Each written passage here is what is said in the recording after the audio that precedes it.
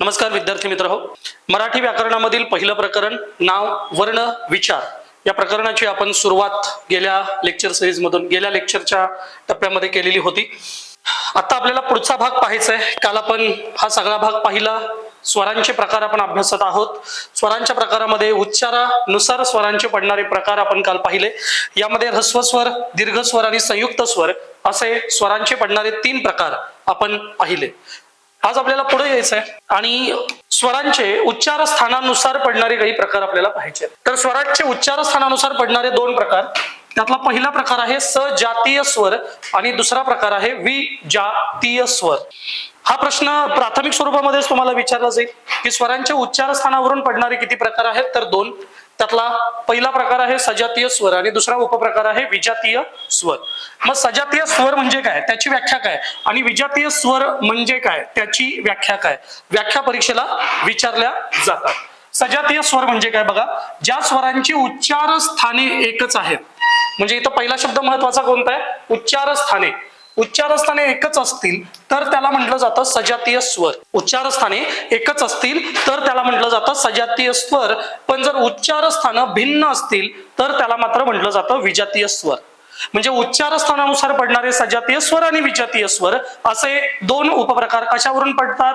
जर उच्चार स्थान एकच असतील तर त्याला म्हटलं जातं सजातीय स्वर आणि जर उच्चार स्थाने भिन्न असतील तर त्याला म्हटलं जातं विजातीय स्वर. तर आता बघूयात आपण पहिल्यापासून क्रमाने. सजातीय स्वराची संकल्पना आपल्याला कळाली. ज्या स्वरांची उच्चार स्थाने एकच आहेत त्याला सजातीय स्वर असं म्हणतात. मग विचारलं जाईल सजातीय स्वर वर्णमालेत कोण कोणते आहेत. तर वर्णमालेमध्ये सजातीय स्वरांच्या जोड्या आपल्याला 3च दिसतात. त्यातली पहिली जोडी आहे अ आ, दुसरी जोडी आहे इ ई आणि तिसरी जोडी आहे उ आणि उ. या 3 जोड्यांना सजातीय स्वरांची जोडी असं म्हणतात. बरं, या 3 जोड्यांना सजातीय स्वर का म्हणतात, व्याख्या समजणं यासाठी महत्वाचं आहे. व्याख्या काय सांगते, ज्या स्वरांची उच्चार स्थान एकच आहेत.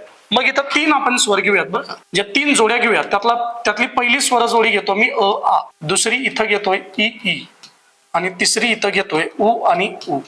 यात एक उदाहरण समजू म्हणजे बाकीची उदाहरणं कळतील. या एकाच उच्चार बिंदू पासून, एकाच स्थानापासून 2 वर्णांचा उच्चार होतोय. पहिला वर्ण आहे ई आणि दुसरा वर्ण आहे हा ई. या दोघांचेही उच्चार स्थान एकच आहेत. फक्त या ईचा उच्चार हा आखूड होतो, म्हणजे कमी कालावधीचा होतो, म्हणून आपण याला म्हणतो ह्रस्व स्वर. आणि या ईचा उच्चार इथूनच आहे, स्थान एकच आहे. फक्त याचा उच्चार जो आहे तो दीर्घ होतो, तो लांबट होतो, म्हणून आपण त्याला दीर्घ स्वर असे म्हणतो. ठीक आहे. म्हणजे ई हा जो स्वर आहे या स्वराचं उच्चार स्थान एकच आहे. फक्त एकाचा उच्चार ह्रस्व आणि एकाचा उच्चार दीर्घ आहे, म्हणून ई आणि ई या स्वर जोडीला सजातीय स्वरांची जोडी म्हणतात. का, कारण त्यांची उच्चार स्थान एकच आहेत. अगदी याच उदाहरणाला समोर ठेवून आपण अ आणि आ कडे जाऊ. अ आणि आ दोघांचेही उच्चार स्थान एकच आहेत. फक्त अ म्हणताना आपण कमी कालावधीचा उच्चार करतो आणि आ म्हणताना आपला उच्चाराचा कालावधी जास्त असतो. आपण चा विचार करू, बिंदू एकच आहे. चा उच्चार करताना कालावधी कमी आणि दीर्घ चा उच्चार करताना कालावधी जास्त असतो. म्हणून अ आ इ ई आणि उ उ या 3 स्वरांना, स्वर जोडींना सजातीय स्वरांची जोडी म्हटलं जातं. आता विजातीय स्वर म्हणजे काय, बरोबर याच्या उलट. म्हणजे ज्या स्वरांची उच्चार स्थाने भिन्न असतात त्या स्वरांना विजातीय स्वर असं म्हणतात. म्हणजे इथं उच्चार स्थाने भिन्न असणं अपेक्षित असतं. इथे बघा काही स्वर जोड्या मी घेतलेल्या आहेत, किंवा आपण असं म्हणू शकतो अ आ इ ई आणि उ उ. इथं दिलेल्या या 3 स्वर जोड्या सोडल्या तर उरलेल्या सर्व जोड्या या विजातीय स्वरांच्या असतात. मग तुम्ही कुठलीही जोडी घ्या, इथं घेताना अ आणि ई असं घ्या, दोघांची उच्चार स्थानं वेगळी आहेत म्हणून हे विजातीय स्वर आहेत. ई आणि उ घ्या, दोघांची उच्चार स्थानं वेगळी आहेत म्हणून हे विजातीय स्वर आहे. अगदी अ आणि रू हा स्वर आपण घेऊ, दोघांची उच्चार स्थाने वेगळी आहेत म्हणून हे विजातीय स्वर आहे. लक्षात येतं का. मग इथं आणखीन एक प्रश्न अपेक्षित आहे, खाली दिलेल्या जोड्या विजातीय आहेत का. यातली पहिली जोडी दिलेली आहे ए आई आणि दुसरी जोडी दिलेली आहे ओ आणि औ. ए आणि आई, ओ आणि औ या दोघांपैकी सजातीय जोडी कोणती, विजातीय जोडी कोणती, किंवा या दोन्ही जोड्या ज्या आहेत ए ऐ ओ औ या विजातीय स्वरांच्या जोड्या आहेत का? आपल्याला असं वाटतं की अ आणि आ सजातीय, ई आणि ई सजातीय, उ आणि उ सजातीय, त्यामुळे ए आणि ऐ, ओ आणि औ हे सगळे सजातीय असतील. पण याचं उत्तर चूक आहे, कारण ए ऐ ओ औ या स्वर जोड्या कोणत्या प्रकारात येतात? त्या विजातीय स्वरांच्या जोड्या या प्रकारात येतात. लक्षात येतं काय येतात? कारण याचंही कारण आपल्याला माहिती आहे. ए हा स्वर जो आहे हा संयुक्त स्वर आहे, आणि या संयुक्त स्वराची निर्मिती होत असताना अ हा स्वर अधिक ई किंवा ई ई हे स्वर एकत्र येतात आणि ए हा संयुक्त स्वर तयार होतो. लक्षात येतं म्हणजे ए हा स्वर तयार होताना अ हा स्वर आणि ई हा स्वर या दोन वेगवेगळी उच्चार स्थान असणारे स्वर एकत्र येतात, म्हणून ए आणि ऐ, ऐची निर्मिती बघा इथं होतं आ अधिक ई किंवा ई. दोन वेगवेगळी उच्चारस्थानं एकत्र येऊन ऐ, दोन वेगवेगळी उच्चारस्थानं एकत्र येऊन ए हा स्वर तयार होतो, म्हणून तो स्वर विजातीय स्वरांच्या जोडीमध्ये जाईल. म्हणजे ए ऐ ओ औ या स्वरांच्या जोड्या या काय असतील? विजातीय असतील. लक्षात येतं. आता सजातीय विजातीय हे जर आपल्याला कळालं तर आपल्याला पुन्हा मागे यावं लागेल. बघा इथं संयुक्त स्वरांकडे येऊयात. संयुक्त स्वरांची व्याख्या जरा व्यवस्थित वाचूयात. काय दिलं इथे? दोन स्वर एकत्र येऊन तयार होणाऱ्या स्वरास संयुक्त स्वर असं म्हणतात. अगदी बरोबर. दोन स्वर एकत्र येतात का? येतात. पण एकत्र येणारे दोन स्वर कोणते आहेत? सजातीय आहेत का विजातीय आहेत? तर संयुक्त स्वरांच्या व्याख्येमध्ये दोन विजातीय स्वर एकत्र येणे हे अपेक्षित आहे. संयुक्त स्वराच्या व्याख्येमध्ये दोन विजातीय स्वर एकत्र येणे अपेक्षित आहे. दोन विजातीय स्वर एकत्र येऊन जर एक स्वर तयार होत असेल तर त्याला व्याकरणात संयुक्त स्वर असे म्हणतात. आपल्याला स्वरांचे प्रकार कळाले. उच्चारानुसार पडणारे स्वरांचे प्रकार ह्रस्व स्वर, दीर्घ स्वर, संयुक्त स्वर. आपल्याला उच्चार स्थानानुसार पडणारे स्वरांचे प्रकार कळाले. पहिला सजातीय स्वर आणि दुसरा विजातीय स्वर. वर्ण विचार या टॉपिक मध्ये आपण पुढच्या मुद्द्याकडे येऊयात. पुढचा मुद्दा आहे मात्रा. मी मगाशीच तुम्हाला सांगितलं होतं की आपल्याला अभ्यास जो आहे तो अभ्यास संकल्पनांद्वारे करायचा आहे. संकल्पना कळणं अत्यंत महत्वाचं आहे. आता मात्रा म्हणजे काय बघा. मात्रा या शब्दाची व्याख्या आहे स्वरांचा उच्चार करण्यासाठी लागणारा कालावधी. स्वरांच्या उच्चाराचा जो कालावधी आहे त्या कालावधीला मात्रा असे म्हणतात. आणि हा जो कालावधी आहे हा कालावधी दोन टप्प्यामध्ये मोजला जातो. पहिला आहे मात्रा 1 आणि दुसरा आहे मात्रा 2. म्हणजे ज्या स्वरांचा उच्चार आखूड होईल त्यांचा उच्चार कालावधी मात्रा 1 मानला जाईल, आणि ज्या स्वरांचा उच्चार लांबट होईल त्यांचा उच्चार कालावधी मात्रा 2 मानले जातील. आणि आपण पाहत होतो की ह्रस्व स्वर, दीर्घ स्वर आणि संयुक्त स्वरांमध्ये ह्रस्व स्वर याची मात्रा 1 असते, दीर्घ स्वराची मात्रा 2 असते आणि संयुक्त स्वरांच्या मात्रा 2 असतात. वृत्त या प्रकरणामध्ये आपल्याला मात्रा समजून घेतल्याशिवाय वृत्त प्रकरणाकडे जाता येत नाही. इथं काही उदाहरणं सुद्धा दिलेली आहेत. बदक, इथं घेतोय मी वर, बदक. आपल्याला मात्रा शोधायचं आहे. ब मध्ये अ हा स्वर आहे, अ ह्रस्व आहे, मात्रा 1. द मध्ये अ हा स्वर आहे, अ ह्रस्व आहे, मात्रा 1. क मध्ये अ हा स्वर आहे, अ ह्रस्व आहे, मात्रा 1. ब द क या शब्दाची एकत्रित मात्रा किती झाली? 3. त्यानंतर पुढचा घेऊया मोदक. मोदक, इथं ओ हा स्वर आहे, ओ दीर्घ स्वर, मात्रा 2. द मध्ये अ हा स्वर आहे, मात्रा 1. क मध्ये अ हा स्वर आहे, मात्रा 1. म्हणजे एकूण किती झाल्या मात्रा? 4 झाल्या. सामान हा शब्द सुद्धा उदाहरणामध्ये दिलाय, सामान. इथं आ स्वर आहे, मात्रा 2. आ स्वर आहे, मात्रा 2. अ स्वर आहे, मात्रा 1. एकूण मात्रा किती आहेत? 5. अशा पद्धतीने आपण मात्रा मोजत असतो. वृत्त प्रकरणामध्ये आपल्याला मात्रा अपेक्षित असते. ठीक आहे. स्वरांच्या संकल्पनेमध्ये ह्रस्व स्वरांची मात्रा 1, दीर्घ स्वरांची मात्रा 2 आणि संयुक्त स्वरांची मात्रा 2 असते. मात्रा म्हणजे काय? मात्रा म्हणजे आपल्याला कळालं, मात्रा म्हणजे स्वरांच्या उच्चारासाठी लागणारा कालावधी. आता स्वरांचे प्रकार झाल्यानंतर आपण पुढे येऊयात स्वरादीकडे. स्वरादी आता स्वरादीच्या संकल्पनेमध्ये काय येतं बघा, ज्या वर्णांच्या अगोदर स्वर येतो त्याला स्वरादी असं म्हणतात. ज्या वर्णांच्या अगोदर स्वर येतो त्याला काय म्हणतात, स्वरादी. म्हणजे ज्याच्या आधी स्वर त्याला म्हटलं गेलं स्वरादी. ज्याच्या आधी स्वर त्याला म्हटलं गेलं स्वरादी. स्वरादी हे दोन प्रकारचे असतात. त्यातला पहिला प्रकार आहे अनुस्वार आणि दुसरा प्रकार आहे विसर्ग.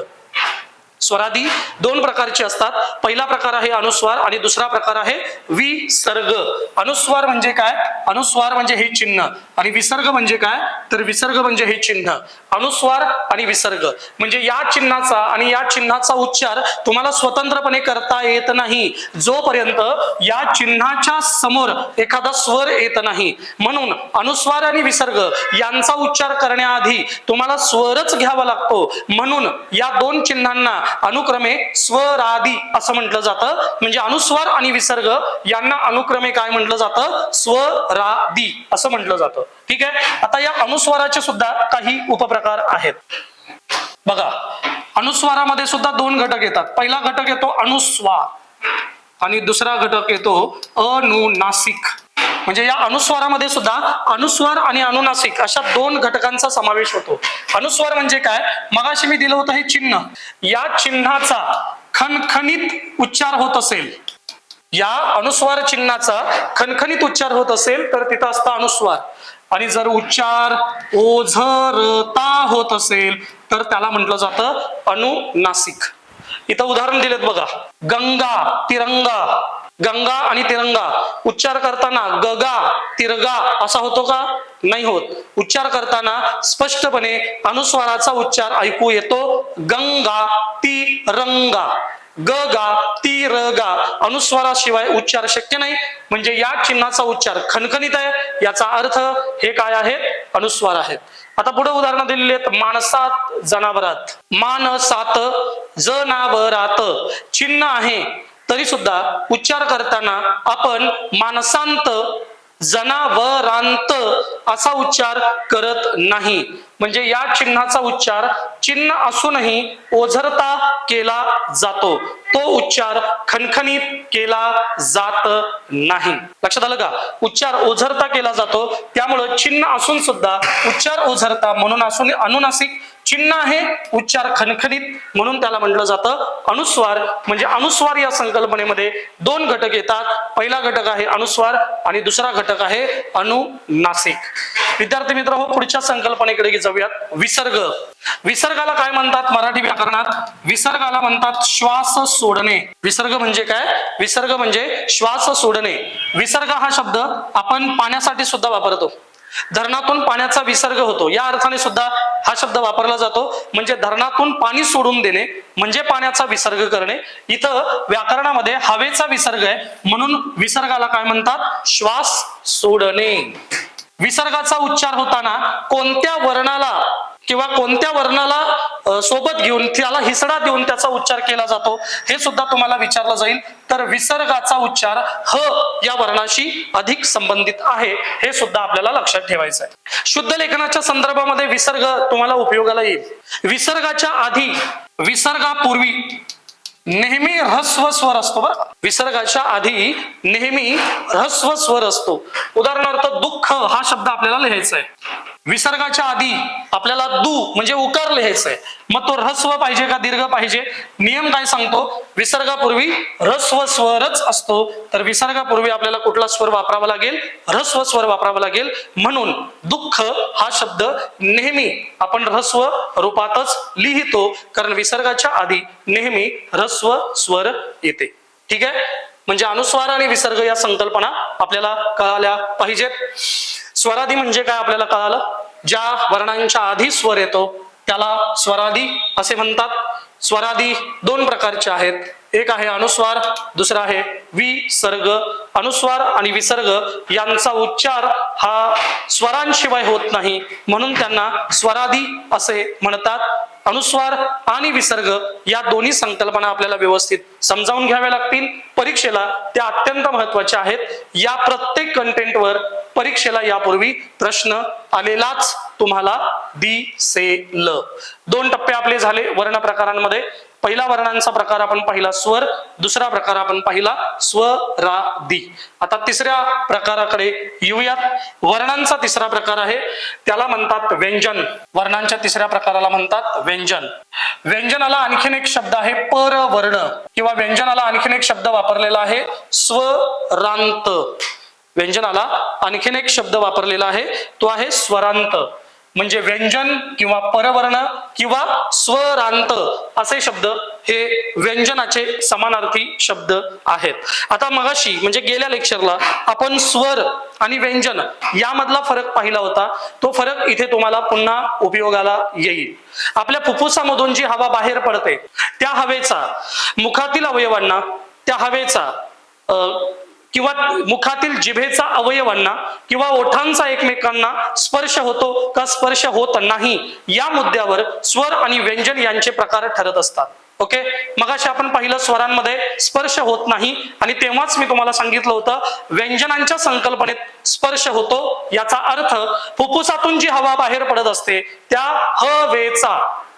हवेचा मुखातील अवयवांना स्पर्श होतो. नंबर 2 जिभेचा मुखातील अवयवांना स्पर्श होतो. नंबर 3 ओठांचा एकमेकांना स्पर्श होतो. आणि जेव्हा अशा सगळ्या स्पर्शांमधून वर्ण उच्चारले जातात तेव्हा त्याला म्हटलं जातं व्यंजन. मग व्यंजनाच्या संकल्पनेमध्ये पहिलं मुखातील हवा अडवलेली असते म्हणजे स्पर्श होतो. नंबर 2 जिभेचा मुखातील अवयवाला स्पर्श झालेला असतो, जिभेचा. नंबर 3 ओठांचा एकमेकांना स्पर्श होतो. म्हणजे पहिलं काय, हवेचा स्पर्श होतो का, होतो. जिभेचा स्पर्श होतो का, होतो. ओठांचा एकमेकांना स्पर्श होतो का, यस होतो. म्हणून त्यांना म्हटलं जातं व्यंजन. व्यंजने स्वतंत्र नसतात, व्यंजने स्वतंत्र नसतात, ती दुसऱ्या वर्णांवर अवलंबून असतात, म्हणून त्यांना म्हणतात परवर्ण. व्यंजनांना परवर्ण का म्हणतात, कारण व्यंजने दुसऱ्या वर्णावर अवलंबून असतात म्हणून व्यंजनांना परवर्ण असं म्हणतात. आणि व्यंजनांची संकल्पना पुढची आहे, ती आहे स्वरांत. व्यंजनाच्या शेवटी स्वर आल्यास व्यंजनांना पूर्णत्व प्राप्त होते. व्यंजनांच्या शेवटी स्वर आल्यास व्यंजनांना पूर्णत्व प्राप्त होते म्हणून व्यंजनांना स्वरांत म्हणतात. म्हणजे ज्याच्या अंती स्वर येतो, नावातच आहे बघा, ज्याच्या अंती स्वर येतो त्याला म्हटलं जातं स्वरांत. व्यंजन म्हणजे आपल्याला कळालं, हवेचा मुखातील अवयवांना स्पर्श होतो, जिभेचा मुखातील अवयवांना स्पर्श होतो. नंबर 3 ओठांचा एकमेकांना स्पर्श होतो. व्यंजनांना परवर्ण का म्हणतात, कारण व्यंजने दुसऱ्या वर्णावर अवलंबून असतात. व्यंजनांना स्वरांत का म्हणतात, कारण व्यंजनांना पूर्णत्व स्वरांशिवाय येत नाही. ज्याच्या अंती स्वर येतो ते स्वरांत, म्हणून व्यंजनांना स्वरांत ही सुद्धा संकल्पना लागू पडते. ठीक आहे, आता व्यंजनांच्या प्रकाराकडे येऊयात. पहिला आपण प्राथमिक प्रकार बघूयात, नंतर मग त्याचे उपप्रकार पुन्हा आपल्याला बघायचे. व्यंजनाचा पहिला उपप्रकार आहे स्पर्श व्यंजन. इथं मी हायलाइट करतोय बघा. व्यंजनाचा पहिला उपप्रकार आहे स्पर्श व्यंजन. दुसऱ्या उपप्रकाराकडे जाऊ. दुसरा उपप्रकार आहे अर्धस्वर, त्यानंतर आहे उष्मे, त्यानंतर आहे महाप्राण, त्यानंतर आहे अल्पप्राण, त्यानंतर आहे स्वतंत्र वर्ण, आणि त्यानंतर आहे कंपित वर्ण. तर व्यंजनांचे पडणारे हे महत्वाचे प्रकार आहेत. व्यंजनाचा पडणारा पहिला प्रकार इथं दिले स्पर्श व्यंजन, त्यानंतर आहे अर्धस्वर, त्यानंतर उष्मे, त्यानंतर महाप्राण, अल्पप्राण, स्वतंत्र वर्ण, कंपित वर्ण. या स्पर्श व्यंजनाचे पुन्हा 3 प्रकार पडतात. पहिला प्रकार कठोर वर्ण, मृदू वर्ण दुसरा प्रकार, अनुनासिक हा तिसरा प्रकार. म्हणजे स्पर्श व्यंजनांचे सुद्धा कठोर, मृदू आणि अनुनासिक असे 3 प्रकार पडतात. लक्षात आलं का? म्हणजे आपल्याला काय पाहायचंय, व्यंजनांचेही प्रकार आपल्याला पाहायचे आहेत आणि त्या प्रकारांचे पुन्हा उपप्रकार सुद्धा आपल्याला पाहायचे आहेत. म्हणजे स्वर, स्वरादी आणि व्यंजन या तिघांमध्ये व्यंजन हा जो भाग आहे तो भाग अत्यंतिक महत्वाचा आहे, हे लक्षात घ्या. ठीक आहे, सुरुवात करूयात स्पर्श व्यंजनांपासून. आता याचा अर्थ सुद्धा तुम्हाला कळायला पाहिजे. स्पर्श व्यंजन म्हणजे काय, तर ज्या व्यंजनांचा उच्चार होताना फुफ्फुसामधून बाहेर पडलेल्या हवेचा मुखातील अवयवांना स्पर्श होतो.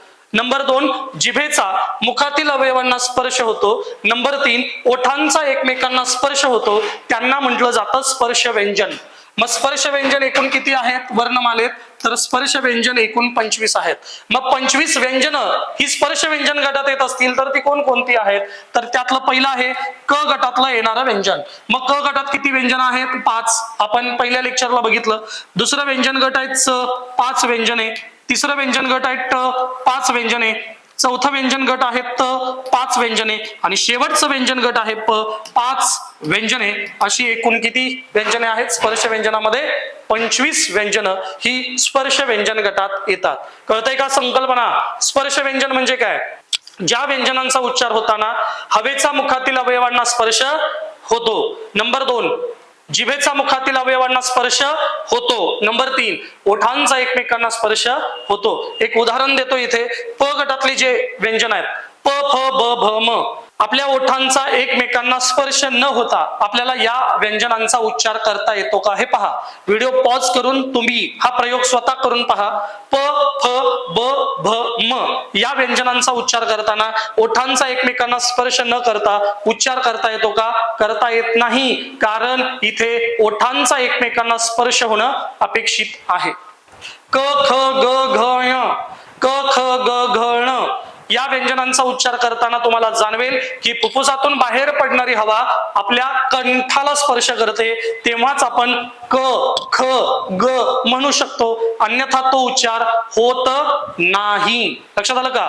च, छ, ज, झ, ण यांचा उच्चार होताना जिभेचा जो स्पर्श आहे तो मुखातील तालू या भागाला होतो. हा भाग आपण पुढच्या टप्प्यात पाहणार आहोत. जिथे व्यंजनांचे आपल्या मुखातील अवयवांनुसार काही प्रकार पडतात तिथे आपल्याला हा भाग बघायचा आहे. पण उच्चार करताना तुम्ही बघू शकता च, छ, ज, झ, ण इथे आपल्या दाताच्या वर जिभेचा स्पर्श झालेला तुम्हाला जाणवेल. त, थ, द, ध, न या व्यंजनांचा उच्चार करून पहा.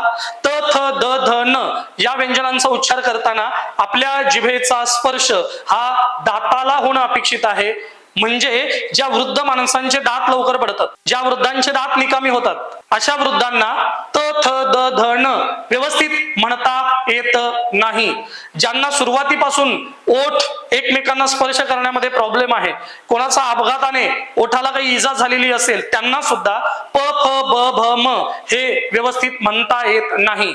पुढे बघा ट, ठ, ड, ढ, न हा उच्चार करताना जिभेचा स्पर्श वरती तालूला झाला, जिभेचा स्पर्श मूर्धेला झाला पाहिजे. मूर्धा म्हणजे आपल्या मुखातील जी वरची बाजू आहे, जिथं ट, ठ, ड, ढ, न म्हणताना आपली जीभ स्पर्श करते त्या अवयवाला मूर्धा असं म्हणतात. आणि जोपर्यंत जिभेचा स्पर्श त्या अवयवाला होत नाही तोपर्यंत टठडडन आपण म्हणूच शकत नाही. थोडक्यात क गट, च गट, ट गट, त गट, प गट हे सगळे व्यंजन गट स्पर्श झाल्याशिवाय उच्चारता येत नाहीत.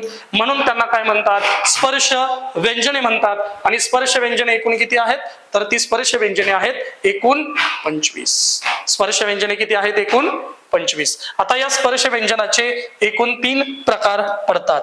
पहिला प्रकार आहे कठोर वर्ण, दुसरा प्रकार आहे मृदू वर्ण आणि तिसरा प्रकार आहे अनुनासिक. आधी संकल्पना बघू, नंतर त्या अंतर्गत येणारी जेवढी काही व्यंजने आहेत ते आपण पाहणारच आहोत. कठोर वर्ण म्हणजे काय? ज्या वर्णांचा किंवा ज्या व्यंजनांचा उच्चार करताना उच्चाराची तीव्रता जिथे अधिक दिसून येते तिथे त्याला कठोर वर्ण म्हणतात. कठोर व्यंजनांच्या तुलनेत ज्यांचा उच्चार सौम्य आहे, कोमल आहे, मृदू आहे त्यांना आपण मृदू वर्ण असं म्हणतो. आणि अनुनासिक म्हणजे काय? तर स्पर्श व्यंजन गटातील शेवटचा जो वर्ण आहे, म्हणजे क वर्ण गटात शेवटचा वर्ण, स वर्ण गटातला शेवटचा वर्ण, त वर्ण गटातील शेवटचा वर्ण, त वर्ण गटातील शेवटचा वर्ण, प वर्ण गटातील शेवटचा वर्ण. ओके, म्हणजे य, ण, न, न, म हे जे वर्ण आहेत या वर्णांचा उच्चार होताना तो उच्चार नासिकेतून म्हणजे नाकातून होतो. म्हणून त्या व्यंजनांना अनुनासिक असं म्हणतात. स्पर्श व्यंजन गटातील जे क्रमांक 5 ची व्यंजन आहेत त्या व्यंजनांचा उच्चार हा नाकातून होतो. म्हणून त्या व्यंजनांना अनुनासिक असं म्हटलं जातं. संकल्पना आपल्याला कळालेली आहे. पुढे आपण उदाहरणांकडे येऊयात. स्पर्श व्यंजन गटातील कोणती व्यंजने ही कठोर आहेत, स्पर्श व्यंजन गटातील कोणती व्यंजने ही मृदू आहेत आणि स्पर्श व्यंजन गटातील कोणती व्यंजने ही अनुनासिक आहेत हेच आपल्याला पाहायचं आहे. ठीक आहे, मगाशी मी तुम्हाला सांगितलं होतं स्पर्श व्यंजने एकूण किती आहेत? 25. क गटातली 5 व्यंजने क ख ग घ य. च गटातली 5 व्यंजने च छ ज झ ण. ट गटातील ट ठ ड ढ न. त गटातील त थ द ध न. आणि प गटातील प फ ब भ म. ही जी व्यंजने आहेत ही व्यंजने स्पर्श व्यंजने मानली जातात. या 25 व्यंजनांचे विद्यार्थी मित्र हो पुन्हा 3 उपप्रकार पडतात. यातला पहिला उपप्रकार आहे कठोर, दुसरा उपप्रकार आहे मृदू आणि तिसरा उपप्रकार आहे अनुनासिक. ठीक आहे, आता इथं जो हा डायग्राम दिलेला आहे तो परीक्षेला अत्यंत महत्वाचा आहे हे लक्षात ठेवा. या स्पर्श व्यंजन गटातील कठोर वर्ण एकूण 10 आहेत. स्पर्श व्यंजन गटातील मृदू वर्ण एकूण 10 आहेत आणि स्पर्श व्यंजन गटातील अनुनासिक एकूण 5 आहेत. या अनुनासिकांना पंचम वर्ण म्हणतात. या अनुनासिकांना आणखीन एक नाव आहे पर सवर्ण. मृदू वर्णाला घोष वर्ण म्हणतात, नाद वर्ण म्हणतात. कठोर वर्णाला अघोष वर्ण म्हणतात आणि श्वास वर्ण सुद्धा म्हणतात. मग कठोर वर्ण किती आहेत? 10. कोण कोणते? क ख च छ ट ठ त थ प फ म्हणजे वर्ण गटातील व्यंजन गटातील पहिल्या 2 व्यंजन गटांना आपण कठोर वर्ण म्हणू शकतो. क ख गट, च छ ट ठ त थ प फ. त्यानंतर तिसऱ्या आणि चौथ्या व्यंजन गटाला आपण मृदू वर्ण म्हणू शकतो. ग घ ज झ ड ढ द ध ब भ. आणि शेवटचा जो 5वा वर्ण आहे त्या 5व्या वर्णाला आपण म्हणू शकतो पंचम वर्ण किंवा नाकातून त्यांचा उच्चार होतो म्हणून आपण त्याला म्हणू शकतो अनुनासिक. हे अत्यंत महत्वाचं आहे, लक्षात ठेवा. स्पर्श व्यंजने. मी एक वाक्य वापरतो किंवा एक महत्वाचं मला तुम्हाला सांगायचंय, तिकडे जाणीवपूर्वक तुम्ही लक्ष दिलं पाहिजे. मराठी व्याकरणामध्ये काही तांत्रिक प्रकरण आहेत. यामध्ये संधी, समास, प्रयोग, अलंकार, वृत्त ही 5 तांत्रिक प्रकरणं मांडली जातात मराठीत. या मराठी व्याकरणामध्ये संधी हे जे तांत्रिक प्रकरण आहे हे प्रकरण पूर्णतः वर्ण विचार या प्रकरणावर अवलंबून आहे. म्हणजे ज्याला स्वर, स्वरादी, व्यंजन आणि त्याचे उपप्रकार व्यवस्थित कळाले त्यालाच संधी हे प्रकरण व्यवस्थित कळू शकतं. ज्यांना हे व्यवस्थित कळणार नाही हे प्रकरण त्यांना संधी, समास, प्रयोग, अलंकार, वृत्त ही प्रकरणं अजिबात कळणार नाहीत. लक्षात येतं का? त्यामुळे तुम्हाला हे जे प्रकरण आहे या प्रकरणाचा अभ्यास अत्यंत व्यवस्थित करावा लागेल.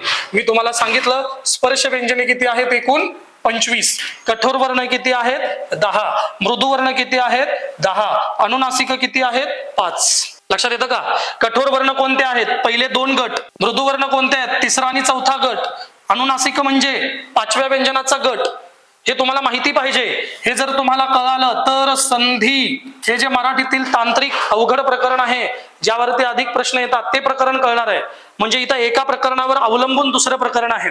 त्यामुळे एका प्रकरणाचा अभ्यास करतानाच व्यवस्थित करायचा.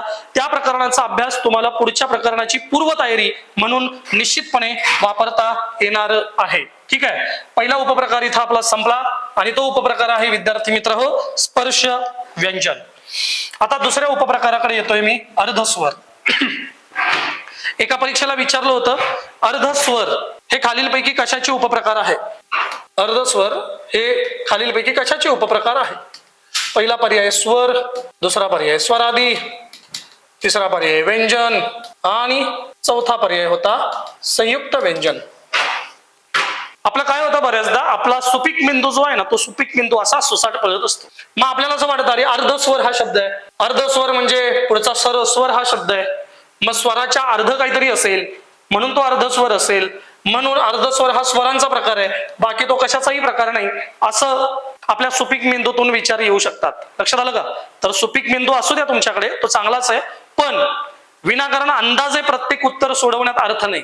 म्हणजे जर तुम्ही मला येईलच परीक्षेला गेल्यानंतर येईलच मला या आविर्भावात राहाल तर लक्षात ठेवा अपयश आजच तुमच्या दारात येणार आहे. कारण इयत्ता 10वी इयत्ता 12वी बोर्डात असलेले स्पर्धा परीक्षेच्या यादीत कमी दिसतात अशी मतं मी अनेकदा भाषणांमध्ये ऐकलेली आहेत. मला माहिती नाही ती यादी स्पर्धा परीक्षेच्या यशामध्ये किती आहे किंवा बोर्ड परीक्षेत आलेल्या किती जणांनी स्पर्धा परीक्षेचा मार्ग स्वीकारलाय, पण मला एवढं माहिती आहे ज्याला भूतकाळातला विजय पुसून वर्तमान काळातली तयारी ताकदीनं करता येते ना, तो नक्की यशस्वी होतो. भूतकाळातल्या यशाच्या अवशेषावर वर्तमान काळ घडवता येत नाही विद्यार्थी मित्र हो, हे लक्षात ठेवा. वर्तमान काळातलं यश हे वर्तमान काळातल्या प्रयत्नांवर अवलंबून आहे. तुम्हाला भूतकाळातले प्रयत्न त्यासाठी उपयोगी ठरत असतात, त्यासाठी पूरक ठरत असतात. पण जर तुम्हाला गर्व झाला भूतकाळातल्या प्रयत्नांवर आणि तुम्ही अंदाजे कुठल्याही आव्हानाला जर सामोरे गेलात, तर मात्र निश्चित तुमच्या पदरी निराशा येणार आहे, अपयश येणार आहे, हे लक्षात घ्या. आणि त्यामुळे आपल्याला आजच्या वर्तमान काळातलं यश मिळवायचं असेल तर प्रयत्न सुद्धा वर्तमान काळाचाच पाहिजे. यश जर आपल्याला ताजं तवानं पाहिजे असेल तर प्रयत्न सुद्धा आपल्याला ताजे तवाने होऊनच करावं लागणार आहे, हे लक्षात ठेवा. त्यामुळे जर आविर्भावात असाल की 10वीला मला एवढे टक्के पडले, 12वीला मला एवढे टक्के पडले, माझं ह्याव आहे, माझं त्याव आहे, मला हे करायला लागत नाही, तर मी आजच तुम्हाला सांगतोय तुम्ही खूप मोठी चूक करत आहात. कारण ही परीक्षा आहे हे नक्की आहे, पण परीक्षेच्या आधी एक शब्द वापरलाय आणि तो शब्द आहे स्पर्धा. इथे परीक्षेसाठी स्पर्धा आहे आणि या स्पर्धेत जिंकण्यासाठी म्हणून हजारो विद्यार्थी तयारी करत आहेत. या तयारीमध्ये जर 1% सुद्धा जर तुमच्या हातून चूक झाली तर तो 1% तुमच्या आयुष्याला अवनतीकडे नेऊ शकतो. किमान स्पर्धा परीक्षेच्या क्षेत्रातल्या यशामध्ये बोलतोय मी, स्पर्धा परीक्षेतलं यश. बाकी सोडून द्या, बाकीचा भाग नंतर सांगता येईल, बोलता येईल. आयुष्य म्हणजे काही स्पर्धा परीक्षा नाही, हे तर वाक्य अगदी त्रिकालकालीन सत्य आहे. पण आज आपण स्पर्धा परीक्षा करिअर म्हणून निवडलंय ना, तर मग या बिंदूवरती आपण येऊन बोलूया. या बिंदूचा जर विद्यार्थी मित्र हो आपण विचार करत असू तर लक्षात ठेवा, तुम्हाला कष्टाशिवाय पर्याय नाही, तुम्हाला आजच्या अभ्यासाशिवाय पर्याय नाही. त्यामुळे तुम्हाला अभ्यासातलं सातत्य कायमच ठेवावं लागणार आहे. चुकून अंदाज जर बांधत असाल, अर्धस्वर स्वरांचा प्रकार आहे वगैरे, तर स्पर्धा परीक्षेमध्ये रोज पहाटे उठून तयारीला लागणारी आणि रात्री 12-12:30 वाजता अभ्यास करत करतच डोळे मिटणारी एक पिढी आहे, जी पिढी स्पर्धा परीक्षेत यश मिळवण्यासाठी तडफडते आहे, परीक्षेसाठी तडफडते आहे, पेपर समोर यावा आणि आपण उत्तर गोल करावं यासाठी तडफडते आहे. ही विजा घेऊन येणारी पिढी तुम्हाला सोडणार नाही. जर तुम्ही तुमच्या भूतकाळातल्या ज्ञानावर अवलंबून राहत असाल तर ती तुमची सगळ्यात मोठी चूक ठरू शकते आणि निश्चितपणे आपले विद्यार्थी ती चूक करणार नाहीत. तर अर्धस्वर हा कशाचा प्रकार आहे? व्यंजनाचा प्रकार आहे.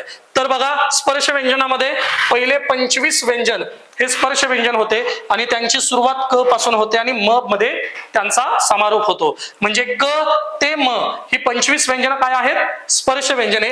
पुढची व्यंजन आहेत य र ल व. य र ल व या 4 व्यंजनांना अर्धस्वर असं म्हणतात. या 4 व्यंजनांना काय म्हणतात? अर्धस्वर असं म्हणतात. य र ल व. मग तुम्हाला विचारलं जाईल य र ल व यांना अर्धस्वर का म्हणतात? याचं महत्वाचं कारण य र ल व यांचा जो उच्चार आहे, उच्चार तिथं दिलंयच आहे व्याख्यात, तो कोणाप्रमाणे होतो? स्वरांप्रमाणे होतो. यांचा उच्चार स्वरांप्रमाणे होतो म्हणून यांना अर्धस्वर असं म्हणतात. म्हणून यांना काय म्हणतात? अर्धस्वर. मग यरलव यांचा उच्चार स्वरांप्रमाणे होत असेल तर मग पुढचा प्रश्न राहिलाच की. प्रश्न कोणता आहे? तर यांचा उच्चार कोणत्या स्वरांप्रमाणे होतो? तर य चा उच्चार होतो ई प्रमाणे, र चा उच्चार होतो रू प्रमाणे, ल चा उच्चार होतो लृ प्रमाणे आणि व चा उच्चार होतो उ प्रमाणे. लक्षात येतं? आणि इथे ई ऱ्हस्व दिलेलं आहे, उ ऱ्हस्व दिलेलं आहे, त्याकडे कानाडोळा करता येणार नाही. म्हणजे य चा उच्चार ऱ्हस्व ई प्रमाणे, र चा उच्चार रू प्रमाणे, ल चा उच्चार लृ प्रमाणे आणि व चा उच्चार ऱ्हस्व उ प्रमाणे होतो. म्हणजे य र ल व यांचा उच्चार हा अनुक्रमे ई रू लृ उ या स्वरांप्रमाणे होतो. म्हणून त्यांना काय म्हटलं जातं? अर्ध स्वर असं म्हटलं जातं. ओके. आता अर्धस्वरांना अंतस्थ स्वर असंही म्हणतात.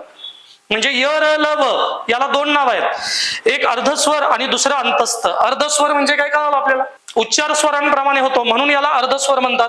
पण यांना अंतस्थ का म्हणतात हे आपण नंतर बघू, कारण पुढची संकल्पना कळाल्याशिवाय अंतस्थ म्हणजे काय आपल्याला कळणार नाही. मग पुढच्या संकल्पनेकडे येऊयात किंवा उपप्रकाराकडे येऊयात. उष्मे. आपण पहिला उपप्रकार पाहिला स्पर्श व्यंजन, दुसरा पाहिला अर्धस्वर, आता आपण तिसरा पाहणार आहोत उष्मे. उष्मे श श स या 3 व्यंजनांना उष्मे असं म्हणतात. श श स या 3 व्यंजनांना काय म्हणतात? उष्मे.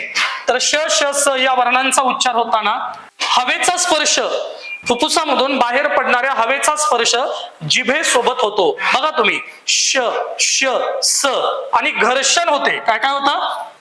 घर्षण होते आणि घर्षण होऊन काय निर्माण होते? उष्णता निर्माण होते. म्हणून या वर्णांना काय म्हणतात? उष्मे. श श स या वर्णांचा उच्चार होताना मुखातून बाहेर पडणाऱ्या हवेचा जिभेसोबत घर्षण होतं. या घर्षणातून उष्णता निर्माण होते, म्हणून यांना उष्मे असं म्हणतात. उष्मे म्हणजे काय? उष्णता निर्माण करणे. उष्मे म्हणजे काय? उष्णता निर्माण करणे. उष्मे किती आहेत? 3. श श आणि स. अर्धस्वर किती आहेत? 4. य र ल व. आता येऊयात अंतस्थ स्वरांकडे, कारण मी मगाशी तुम्हाला सांगितलं होतं अर्धस्वरांना अंतस्थ असं म्हणतात. का म्हणतात? कारण अंतस्थ म्हणजे दोघांमध्ये येणारे. अंतस्थ म्हणजे काय? दोघांच्या मध्ये येणारे. मग अर्धस्वर कोणामध्ये येतात? अर्धस्वरांच्या आधी स्पर्श व्यंजन, अर्धस्वरांच्या नंतर उष्मे. म्हणजे अर्धस्वरांचं स्थान हे दोघांच्या बरोबर मध्ये आहे. अर्धस्वरांच्या पूर्वी स्पर्श व्यंजन आहेत आणि अर्धस्वरांच्या नंतर कोण आहेत? उष्मे आहेत. उष्मे. लक्षात येतं का? म्हणजे अर्धस्वर या दोघांच्या मध्ये असल्यामुळे त्याला काय म्हटलं जातं? अंतस्थ स्वर असं म्हटलं जातं. तर आपण व्यंजनांचे प्रकार पाहत आहोत. स्पर्श व्यंजन आपण पाहिलं, अर्धस्वर आपण पाहिलं, उष्मे आपण पाहिलं. आता महाप्राण अल्पप्राण नंतर बघू स्वतंत्र वर्ण आणि कंपित वर्ण दिलेले आहेत. बघा, हे जे 2 प्रकार आहेत या 2 प्रकारांकडे येऊ आपण. आता स्वतंत्र वर्ण, मराठी व्याकरणामध्ये ल हा जो वर्ण आहे, हे जे व्यंजन आहे हे स्वतंत्र मानलं जात होतं आधी. स्वतंत्र म्हणजे काय? की ते फक्त मराठी भाषेत आहे. ते फक्त मराठी भाषेत आहे, अन्य कोणत्याही भाषेमध्ये ळ नाही असं मानलं जात होतं. पण भाषेच्या संशोधनामध्ये असं लक्षात आलं की ळ चा समावेश द्रविडियन भाषांमध्ये मराठी म्हणजे केवळ तो मराठीत नाही तर द्रविडियन भाषांमध्ये सुद्धा ळ वापरला जातो अगदी प्राचीन कालखंडापासून. म्हणून हा प्रश्न तुम्हाला जर आलाच ळचा तर तो कसा येईल की पूर्वी म्हणजे साधारणतः 2016 पूर्वी कोणता वर्ण मराठीमध्ये स्वतंत्र मानला जात होता? तर तो ळ पूर्वी मानला जात होता. सध्या तो स्वतंत्र मानला जातो का? याचं उत्तर नाही असंच द्यावं लागेल. पुढचा आहे कंपित वर्ण. क पासून ल पर्यंत जी आपली 34 व्यंजने आहेत, या 34 व्यंजनांपैकी एक व्यंजन असं आहे विद्यार्थी मित्र हो, ज्या व्यंजनाचा उच्चार होताना कंप निर्माण होतो. मुखामध्ये जिभेचा कंप निर्माण होतो आणि ते वर्ण आहे र. ते वर्ण कोणता आहे? र. त्यामुळे र या व्यंजनाला कंपित वर्ण असं म्हणतात. र या व्यंजनाला काय म्हणतात? कंपित व्यंजन. कारण र व्यंजनाचा उच्चार करताना जिभेचा कंप होतो, म्हणून त्याला म्हटलं जातं कंपित वर्ण. लक्षात येतं? म्हणजे आपण व्यंजनाच्या प्रकाराला सुरुवात केली. व्यंजनाचा पहिला प्रकार आपण पाहिला तो आहे स्पर्श व्यंजन. स्पर्श व्यंजन आहेत 34 पैकी एकूण 25. ओके. स्पर्श व्यंजनाचे पुन्हा 3 प्रकार. कठोर वर्ण आहेत एकूण 10, मृदू वर्ण आहेत एकूण 10 आणि अनुनासिका आहेत एकूण 5. स्पर्श व्यंजन. स्पर्श व्यंजन एकूण किती आहेत? 25. त्यानंतर आपण आलो अर्धस्वर. अर्धस्वर एकूण किती आहेत? 4. त्यानंतर आपण आलो उष्मे. उष्मे एकूण किती आहेत? 3. त्यानंतर आपण पाहिलं स्वतंत्र वर्ण. पूर्वी कुठला वर्ण स्वतंत्र होता? 1. ळ हा वर्ण पूर्वी स्वतंत्र मानला जात होता आणि कंपित वर्ण किती आहे? 1. ठीक आहे. आता व्यंजनांच्या या प्रकारामध्ये 2 व्यंजनांचे प्रकार राहिले. त्यातला पहिला व्यंजन प्रकार आहे महाप्राण आणि दुसरा व्यंजन प्रकार आहे अल्पप्राण. महाप्राण आणि अल्पप्राण. लक्षात घ्या, एकूण 34 व्यंजन आहेत. त्या 34 व्यंजनांमध्ये 14 व्यंजने महाप्राण आहेत आणि 20 व्यंजने जी आहेत ती 20 व्यंजने अल्पप्राण आहेत. लक्षात आलं का? या व्यंजनाच्या प्रकारामध्ये स्पर्श व्यंजन जेवढं महत्वाचं आहे तेवढंच महत्वाचं आपल्याला आहे 34 व्यंजनांचे हे 2 उपप्रकार, ज्याला म्हणतात महाप्राण व्यंजन आणि अल्पप्राण व्यंजन. म्हणजे आपल्याला 34 व्यंजनांमध्ये 14 महाप्राण व्यंजन कोणती आहेत आणि 20 अल्पप्राण व्यंजन कोणती आहेत याचा सखोल अभ्यास करावा लागेल, कारण त्यावरती अधिक प्रश्न येतात. ठीक आहे. वर्ण विचार ही लेक्चर सिरीज आपण अशीच टप्प्याटप्प्याने पाहतो आहोत. दुसऱ्या लेक्चरचा हा टप्पा आपण इथेच थांबू. पुढच्या लेक्चरच्या टप्प्यामध्ये आपण महाप्राण आणि अल्पप्राण याच्या संकल्पनेसह पुढच्या लेक्चरचा टप्पा आपण सुरू करूयात. अभ्यास याच टप्प्याने क्रमाक्रमाने चालू ठेवायचा आहे. अभ्यासात सातत्य म्हणजे यश, हे सूत्र लक्षात ठेवा विद्यार्थी मित्र हो. तुम्ही किती हुशार आहात, किती बुद्धिमान आहात, इयत्ता 10वी-12वीच्या गुणपत्रिकेत तुम्हाला किती टक्के मार्क्स मिळालेत, हे स्पर्धा परीक्षेच्या यशामध्ये माझ्या दृष्टीने, माझ्या अनुभवानुसार इतकं महत्वाचं नाही जितकं महत्वाचं अभ्यासातलं सातत्य आहे. तुम्हाला गुणपत्रिकेत किती टक्केवारी आहे यापेक्षाही तुमच्या अभ्यासाच्या सातत्याची टक्केवारी किती जास्त आहे यावरच तुमचं यश अवलंबून आहे. यश मिळवायचं असेल तर सरावाचं सातत्य, अभ्यासाचं सातत्य ठेवावंच लागेल आणि ते तुम्ही ठेवालच. यानंतर पुढच्या टप्प्यामध्ये आपण भेटूयात.